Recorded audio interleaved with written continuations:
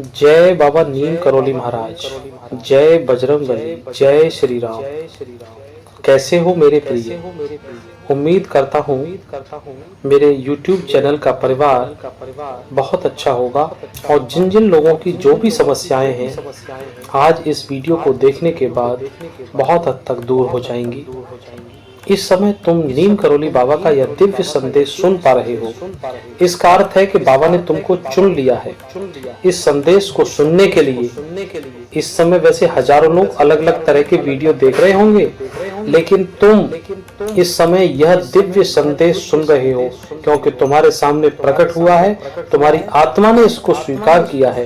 यह कोई संयोग नहीं है, यह इशारा है और कृपा है बाबा नीम करोली की कि तुम इस वीडियो के संदेश के माध्यम से अपनी जिंदगी की मुसीबतों का सर्वनाश कर सकते हो। इस वीडियो को पूरा देखिए। और क्यों देखिए? क्योंकि तुम्हारे मन में बहुत सारे संदेह चल रहे हैं, बहुत सारे प्रश्न चल रहे हैं, उलझने हैं, तुम्हारी बहुत सारी परेशानियां हैं। कमाते हैं, धन नहीं रुकता है, किसी का पति बाहर परेशान है, किसी की पत्नी घर में परेशान है, बहुत सारी बाधाएं हैं। आज वो अपने आप दूर हो जाएंगी। इस संदेश के अंदर आपको वो सब तरीका बताया जाएगा कि आप बहुत सरल तरीके से सब कुछ कर सकते हैं। बस वीडियो को लास्ट तक आंख बंद करके बहुत ध्यान से सुनिएगा। और सबसे पहले नीम करोली बाबा के सच्चे भक्त इस वीडियो को लाइक जरूर करें और कमेंट बॉक्स में जय नीम करोली बाबा जो भी लिखेगा, आज उनका सबसे बड़ा काम होने वाला है। तुम्हारी जिंदगी बाकी लोगों के जैसे नहीं रहेगी और मैं चाहता हूं कि दुनिया का हर आदमी बहुत अच्छा हो जाए। उस चीज के लिए मैंने ये मुहिम छेड़ रखी है। इस संदेश के माध्यम से मैं हर आदमी के दिन सुधारने की कोशिश कर रहा हूं। उसमें आप भी मेरा सहयोग कीजिए। इस वीडियो को आपके पास जितने भी हैं उन सब के पास शेयर कर दीजिए। जिसका मुकद्दर अच्छा होगा वो देख लेंगे, जो भाग्यशाली होगा वो देख लेगा, जिसको नहीं देखना होगा वो अपना खुद जाने। क्योंकि ये दिव्य संदेश सबके लिए है भी नहीं, केवल दिव्य आत्माओं के लिए, पुण्यात्माओं के लिए और सौभाग्यशाली लोगों के लिए। एक संदेश 15-20 मिनट का बनाने के लिए मुझे 6 घंटे लगते हैं। मैं कोई फीस नहीं मांग रहा, किसी से कुछ नहीं कह रहा हूँ। मैं तो सिर्फ ये कह रहा हूँ देखो, पूरा देखो और इसको कमेंट करो और शेयर कर दो 10, 20, 50 जगह, जितना हो सकता हो। बस यही मेरी फीस है। तुमने आज तक अपनी हर खुशी को पाने के लिए बहुत सारे संघर्ष किए, बहुत सारे उपाय किए हैं, लेकिन कहीं आपको कम फायदा मिला, कहीं ज्यादा मिला और कहीं बिल्कुल भी नहीं मिला।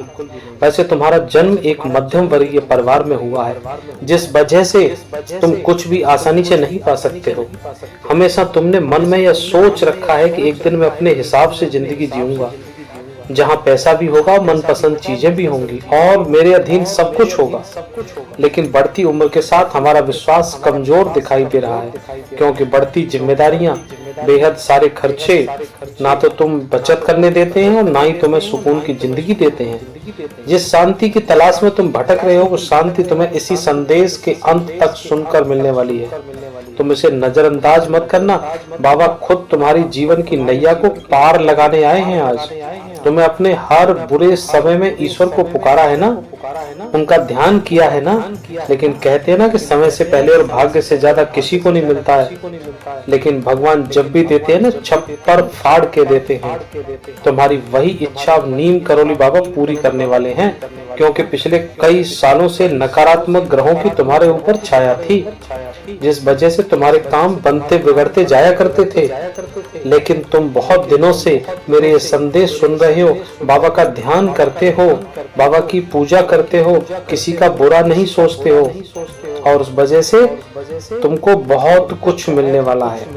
तुम्हारी कई वजहों से फालतू पैसा खर्च हो जाता है, बेवजह हॉस्पिटल में चला जाता है, इधर उधर फालतू के खर्च जिंदगी में आगे नहीं बढ़ने दे रहे। लेकिन अब बाबा ने तुम्हारा हाथ थाम लिया है।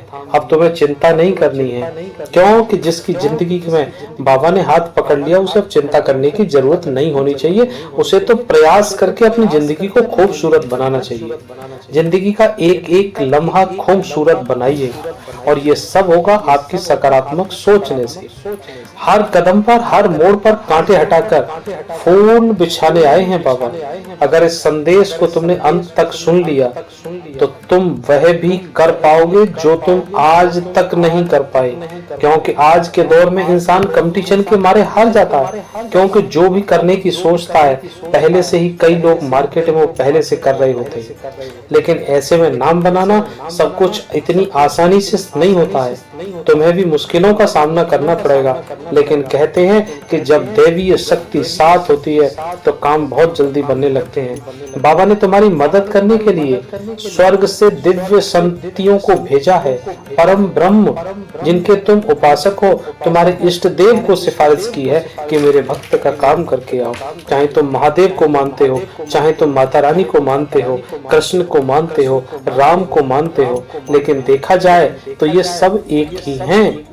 हम सब किसी को भी मान लें, वो सब परम ब्रह्म हैं, तुमको रास्ता दिखाने वाले हैं। उन्हें संदेश वाहक बनकर नीम करोली बाबा तुम्हारे साथ चल रहे हैं। नीम करोली बाबा भी इन सभी भगवान जी के साथ हैं और उन्हीं की शक्तियां इनके पास हैं।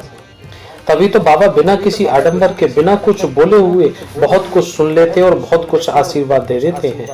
तुम्हें गलत चीजों से बचा रहे हैं। क्या कभी तुम्हारे साथ ऐसा हुआ है कि तुमने किसी को बहुत भला बुरा कहा होगा, फिर बाद में आपको इस बात को लेकर अफसोस हुआ होगा कि मैंने उस इंसान को ऐसा क्यों कहा? आपकी जिंदगी में अच्छा समय आ रहा है। आपका मन की नकारात्मकता, राक्षसी स्वभाव अब आपके ऊपर से हटने वाला है। आपका हृदय निर्मल हो जाएगा। जो चीज तुम छुओगे पावन पवित्र हो जाएगी। जब बाबा का हाथ सिर पे होता है तो मिट्टी भी सोना बन जाती है, कंगाल भी मालामाल हो जाता है। तुम्हारा समय भी लौटकर वही आने वाला है। तुम चिंता मत करना। जिंदगी में जो कुछ तुम पाओगे वो तुम्हें सब कुछ सिखा कर जाएगा। आज के दौर में हमेशा हम सीखते रहते हैं। कभी पैसों की कमी को, कभी गरीबी की पाठ सिखा जाती है हमको, तो कभी पैसों की अधिकता हमें अंधकार का पाठ सिखा देती है। किसी का छोड़कर जाना हमें इंसानियत का पाठ सिखा देता है, और कभी कभी हर क्षेत्र में प्रगति करना मेहनत का पाठ सिखा देता है। जीवन में हर कदम पर शिक्षा ही शिक्षा है। इसलिए चाहे कितना भी हवा में उड़ लेना, लेकिन अपने पैरों को हमेशा जमीन पर रखना। क्योंकि जो इंसान हमेशा अहंकार रहित जीवन जीता है, अपने सर्वगुण संपन्न सपनों को हासिल कर लेता है। बाबा तो तुमसे यही कहना चाहते हैं मेरे बच्चे, कि तुम्हारे जीवन में लाख परेशानियां आ जाएं, लेकिन तुम मेरी संतान हो, मेरे भक्त हो। तुम बाबा हनुमान बाबा के भक्त हो। तुम घबराना मत, तुम चिंता मत करना, क्योंकि आने वाले समय में जो होगा वो तुम्हारे अच्छे के लिए ही होगा। क्योंकि कहा जाता है कि अंत में सब कुछ सही हो जाता है। आप जब कोई पिक्चर देखते हैं, कोई किताब पढ़ते हैं, उपन्यास पढ़ते हैं, तो जब अंत में अच्छा हो जाता है तो आपको भी सुकून मिलता है। उसी तरह से बाबा और भगवान जी सभी हम सब की जिंदगियों को देख देख कर खुश होते हैं, जिसकी जिंदगी में खुशहाली आती है। लेकिन खुशहाली भी आती है हमारे सोचने से, समझने से, हमारे कर्मों से। आपकी भी जिंदगी में ऐसे बहुत सारे लोग आपने देखे होंगे जिनके पास खूब पैसा है, अच्छा सा घर है, गाड़ी है, नौकरी है, लेकिन उनके घर में सुकून नहीं है। बेवजह लड़ाई झगड़ा होता रहता है, तमाम पैसे खर्च होते हैं। और उसके विरुद्ध देखिए, आपने ऐसे भी लोग देखे होंगे जो थोड़े से पैसे में कम हैं, गरीब हैं बेचारे, लेकिन बड़े चैन से दोनों समय खाना खाते हैं। उनको रात में नींद अच्छी आती है और दिन भर हंसते खेलते बोलते रहते हैं। अब बताइए, पैसे से सुख मिलता है या गरीबी से कोई दुख नहीं होता है? ये हमारे मन की धारणा है। सुख की परिभाषा के अंदर है जहां व्यक्ति को शांति मिल जाए, जहां पे आपको संतोष मिल जाए, वही सुख है। वरना करोड़पति लोगों को एयर कंडीशन में भी पसीने आते हैं और वहां पर भी उनको रात में नींद नहीं आती, और नींद की एक एक, दो दो, तीन तीन, चार चार गोलियां खा के सोते हैं। इसलिए आप सभी से निवेदन करता हूं कि अपने मन में शांति बनाए रखें, अपने दिमाग में वो सब शांति, सुकून, संतोष, ये धैर्य, ऐसी सब चीजें हैं कि जिनके बल पे आप सुखी रह सकते हैं। आप रामचरितमानस को पढ़िएगा, उसमें आपको सब कुछ दिखाया गया है। मैं इस वीडियो के माध्यम से, संदेश के माध्यम से अपनी सभी माताओं बहनों से कहना चाहूंगा कि देखिए, सीता जी एक राजा की बेटी थी और राजा के सम्राट के पुत्र के साथ उनकी शादी हुई थी और राज तिलक होने वाला था, आप सबको याद होगा। लेकिन किसी वजह से सीता जी को वनवास जाना पड़ा राम के साथ 14 वर्ष, और लौट के आई तो फिर उनको दोबारा से वनवास जाना पड़ा। उनका पूरा जीवन वन में बीत गया है। एक राजा की पुत्री और राजा के लिए शादी हुई और फिर भी पूरा जीवन वन में वन देवी के वेश में रहा है। तो मैं आज सभी माता बहनों से निवेदन करता हूँ कि अपने अपने घर में जो भी सुख साधन हैं उन सब के साथ संतोष के साथ, खुशियों के साथ, अपने पति बच्चों के साथ रहें। ये मेरा सभी से हाथ जोड़ के निवेदन है। मैंने कुछ गलत कहा हो तो मैं माफी चाहता हूँ। मेरे मन के भाव हैं, मैं सबसे यही कहूंगा, रामचरितमानस को पढ़िए, आपको जीवन जीना सिखा देगी, आपको घर में रहना सिखा देगी, आपको आदर्श सिखा देगी। एक 14 वर्ष के लिए राम वन को चले गए। भाइयों का प्रेम देखिए। आप, मैं लंबी कथा नहीं कर रहा हूँ, मैं लंबी कहानी नहीं कर रहा हूँ, लेकिन मेरे मन के भाव हैं जो रुक नहीं रहे हैं। राम 14 वर्ष के लिए वन को जाते हैं और भरत जी के लिए गद्दी छोड़ के जाते हैं। लेकिन भरत जी अयोध्या में आते ही जब उनको सारा मामला पता चला तो भरत ने कहा कि मैं भी अयोध्या से बाहर जंगल में एक कुटी बना के रहूंगा। और दूसरी अगली बात, अगर आपका दिल छू जाए तो एक लाइक कर देना मेरे वीडियो को। भरत जी जमीन पर सोने के लिए तैयार हो गए, क्योंकि राम, उनके बड़े भाई भी तो जमीन पर सो रहे होंगे। फिर उनके दिमाग में आती है कि भाई जमीन पर सो रहा है और मैं भी जमीन पर सो रहा हूँ, तो बड़े भाई से थोड़ा सा मुझे नीचा होना चाहिए। तो भरत जी ने जमीन में 2 फुट नीचे गड्ढा खुदवाया अपने सोने के लिए, कि भरत राम से नीचा सोएगा। राम का छोटा भाई है, राम के बराबर नहीं सो सकता, क्योंकि जमीन तो सब समतल है। कहते कहते मेरी आंखें भर जाती हैं संवादों के लिए। मैं इसीलिए आपसे कहता हूं कि मेरे वीडियो संदेश पूरा सुना करिए, पूरा देखा करिए। आपको कुछ न कुछ सीख देंगे। फालतू वीडियो देखने से, फालतू की बातें करने से, फालतू की पंचायत करने से बेहतर है मुझे फॉलो करो, मुझे सब्सक्राइब करो। मैं आपकी लाइफ चेंज करने की जिम्मेदारी मेरे ऊपर है। इसलिए मैं आप सबसे कहता हूँ कि अपनी जीवन की नैया को राम के सहारे छोड़ दीजिए, वो सब अपने आप के संभालेंगे। एक भजन आपने सुना होगा खूब, सीताराम सीताराम सीताराम कहिए और जा विधि राखे राम ताही विधि रहिए। इस भजन को पूरा कहीं से आप सुन लेना, देख लेना। इस भजन की एक एक लाइन को समझ लीजिएगा, आपके मन में संतोष आ जाएगा। एक पेज का गीता सार होता है, कैलेंडर पे लिखा होता है, कहीं आपके घर में होगा कहीं न कहीं गीता सार, या आप अपने गूगल से सर्च कर लीजिए। उसमें 10-15 लाइन में गीता सार लिखा हुआ है। जो हो रहा है वो भी अच्छा हो रहा है, जो होगा वो भी अच्छा होगा, जो हुआ है वो भी अच्छा होगा। आप चिंता मुक्त हो जाएंगे। अगर आपका ब्लड प्रेशर है ना, वो भी आपका डाउन हो जाएगा। मैं सच बता रहा हूँ, उस गीता सार को पढ़ने ना मात्र 2-3 मिनट लगेंगी आपको। आपके मन की चिंताएं खत्म हो जाएंगी, मन में संतोष आ जाएगा, शांति आ जाएगी, सुकून आ जाएगी। इसीलिए मैं कह रहा हूं कि मेरे संदेश आपके मन को झकझोरते हैं, मन में संतोष पैदा करते हैं, आपको जीने की हिम्मत देते हैं। मुझे पता है बहुत से लोग टूटे हुए हैं आप में से, मनोकामनाएं पूरी नहीं हो पा रही हैं, लेकिन क्या करें, बेबस हैं, परेशान हैं, प्रभु से प्रार्थना करते हैं और फिर लगता है कि प्रभु सुन ही नहीं रहे हैं। लेकिन ऐसा नहीं है, अंधेर नहीं है, प्रभु के यहाँ देर जरूर है, लेकिन हम उसको देर भी नहीं कहेंगे, वो समय पे सबका करते हैं। तो थोड़ा सा समय का इंतजार करें, समय के लिए धैर्य बनाए रखें। इसीलिए कहता हूँ चिंता मत करो, कुछ न कुछ अच्छा ही होने वाला है। तुम बहस से ये सोच मत रखो कि ऐसा आज क्यों नहीं हुआ, हो सकता है कि प्रभु ने वो परसों होने के लिए, घटित होने के लिए आपके लिए तैयार की कोई योजना। बस तुम अपनी सोच अच्छी रखो। इंसान हमेशा अपनी सोच के कारण पीछे रह जाता है, क्योंकि उसकी सोच में नकारात्मक आवृत्ति आ जाती है। जो इंसान जितना ज्यादा नकारात्मक होता है उतना ही नकारात्मक चीजों को अपनी ओर आकर्षित करता है।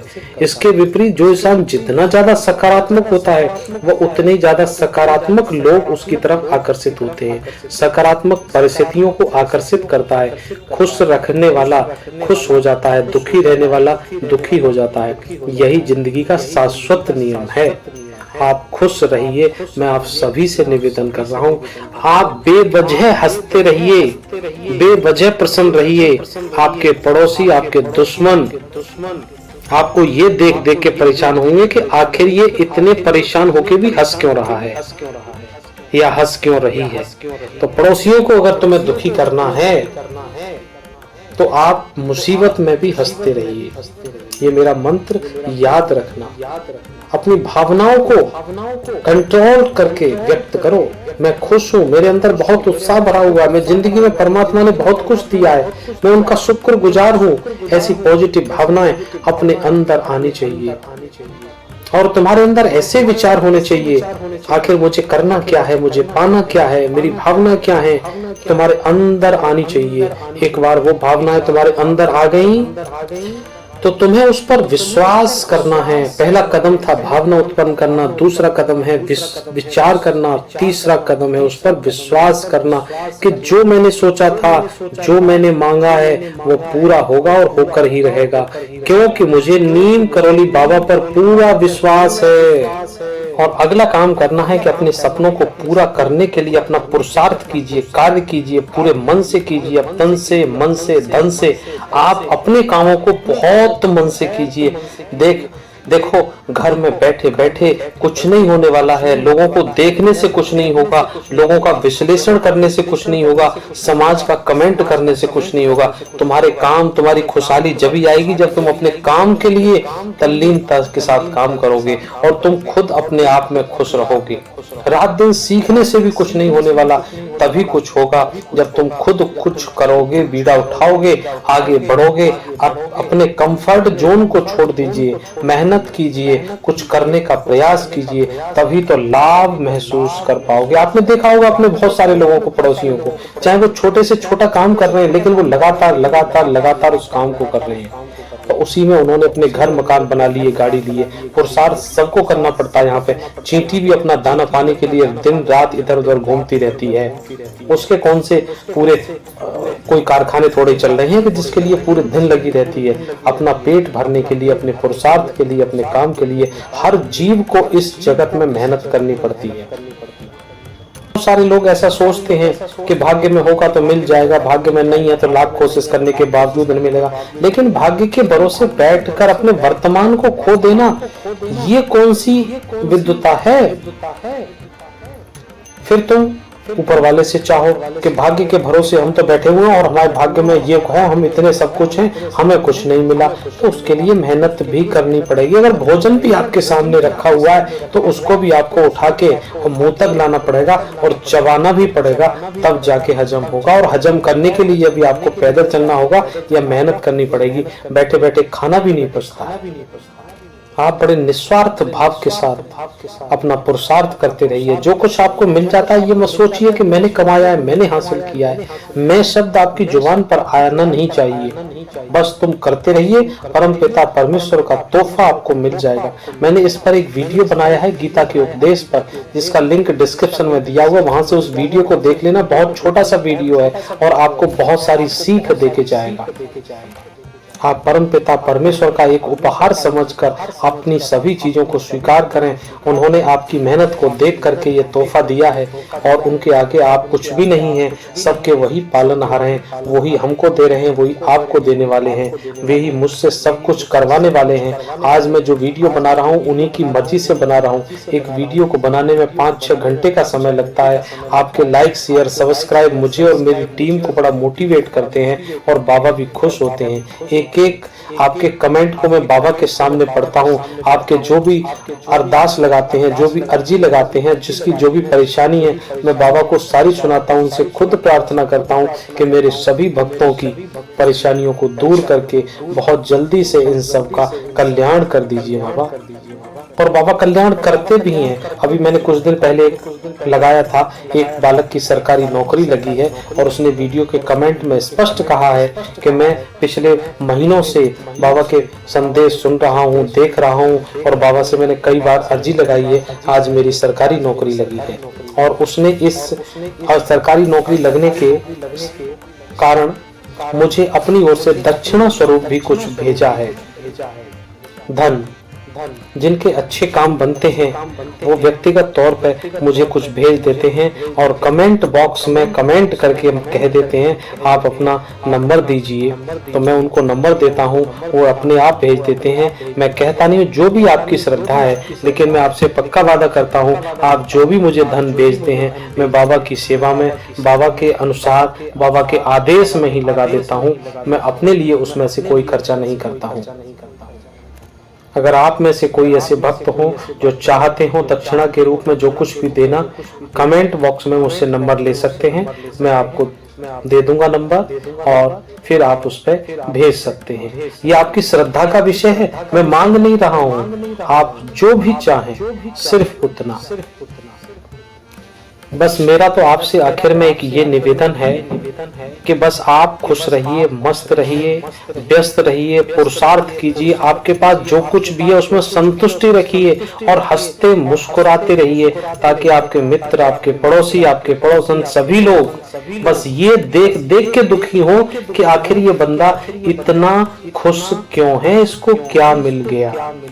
आप फिर देखिए थोड़े ही दिन में आपके साथ चमत्कार होना शुरू हो जाएगा। बाबा की कृपा सब पर बनी रहे, सबकी मनोकामनाएं पूरी हों। मैं ऐसी सबके लिए मंगल कामना और प्रार्थना करता हूं और आप भी अपने लिए प्रार्थना कीजिए बाबा के सामने बैठकर।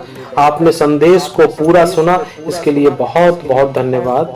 डिस्क्रिप्शन से लिंक लेकर एक वीडियो और देख लीजिए मेरे कहने से, जो भी आपके लिए बहुत ही कल्याणकारी रहेगा। बहुत बहुत धन्यवाद वीडियो देखने के लिए। मिलते हैं अगले वीडियो में एक नए संदेश के साथ, नई बात के साथ, नई जानकारी के साथ, नई ऊर्जा के साथ, नई सकारात्मकता के साथ। बने रहिए मेरे साथ और प्लेलिस्ट में से भी कुछ वीडियो देख लिया कीजिए, शायद आपके सवालों के जवाब पहले वाले वीडियो में भी जा चुके हों, तो वहां से भी देख लीजिए। घर में कुछ वीडियो इसी तरह से लगा के चला दीजिएगा, घर की नेगेटिविटी खत्म हो जाएगी। ये मैं आपको बात बता रहा हूँ। जिन जिन घरों में मेरी आवाज गूंजती है वहां के एक एक वस्तु से, एक एक कण से नेगेटिविटी खत्म हो जाती है। तेज आवाज में चला कर रख दीजिए घर में। इसका भी चमत्कार आप करके देख लो, 8 दिन आपके घर से नेगेटिविटी दूर हो जाएगी, आप प्रसन्न होने लगेंगे। चलिए फिर मिलते हैं, वीडियो ज्यादा लंबा ना हो। जय नीम करौली बाबा, जय श्री राधे, जय श्री कृष्ण।